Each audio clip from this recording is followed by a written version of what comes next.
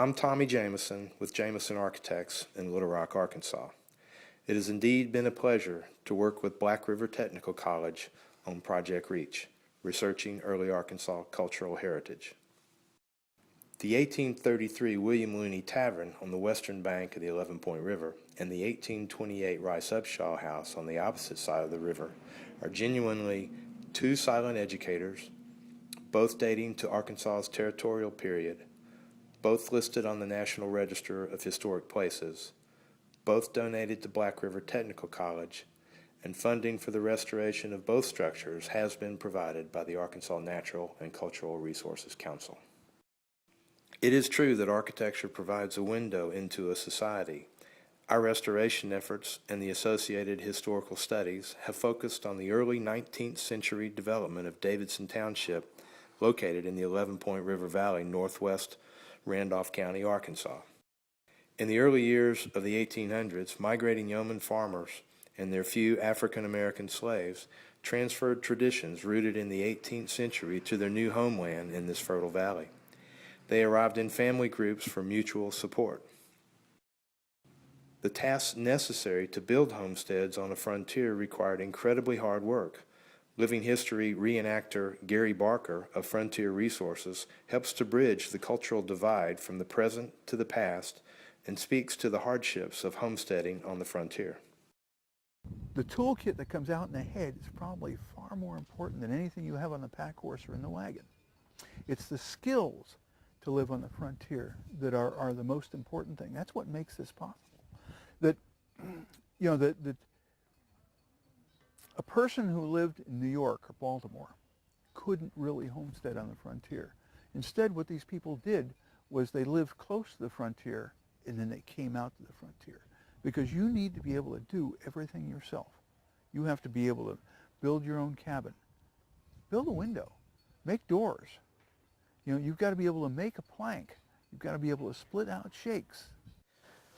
The craftsmen who built these log structures here in the 11 Point Valley were considered to be folk builders who relied on skills they learned from their fathers, their grandfathers, and their neighbors. Once they got here to their new homeland, they built log structures in the same way they had been taught using nearby natural resources. William?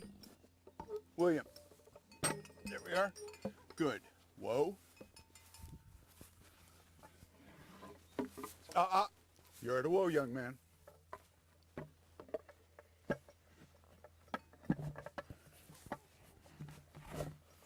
There we go. Building a log structure in this valley in the 1800s was a tremendous task. The oxen that had already pulled the covered wagons of the first settlers hundreds of miles to their new homeland were put into service to haul logs to a building site. Felling the trees had a twofold purpose: clearing the land for agriculture and building shelter.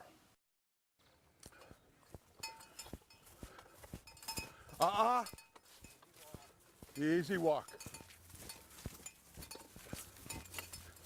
Easy walk.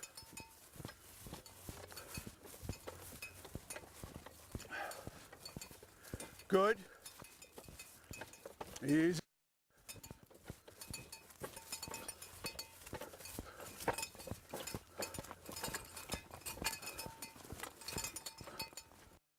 G.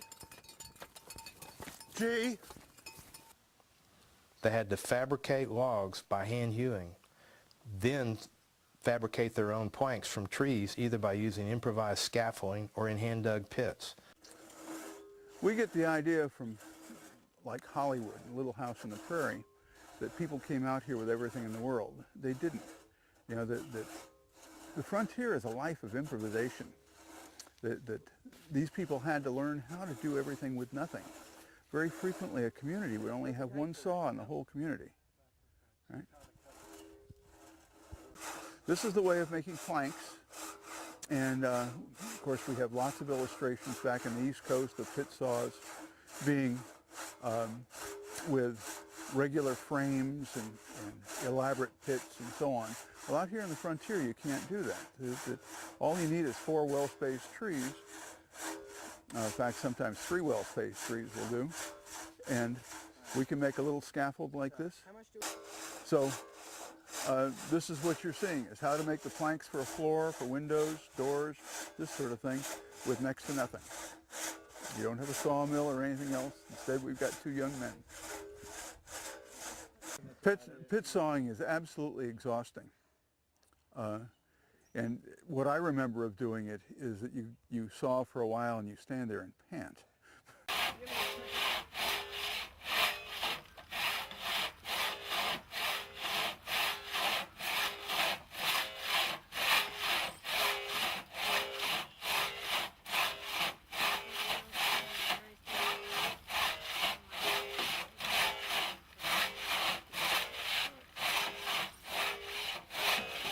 Restoration involves working from the present backward into the past to determine just how a structure was built and what function it served. Always looking for observable information. Our restoration sites became, rather than crime scene investigations, essentially construction scene investigations. CSI Rice Upshaw House and CSI William Looney Tavern.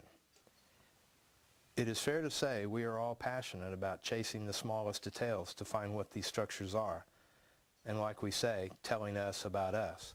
The benefit of the in-depth studies taking place at these sites extends well beyond the 11-Point Valley. It expands the knowledge of Arkansas's early built culture and increases our awareness of the great energy and skill required to build these structures. Our discoveries have been extensive. One thing is conclusive. Neither of these territorial structures served initially as family dwellings.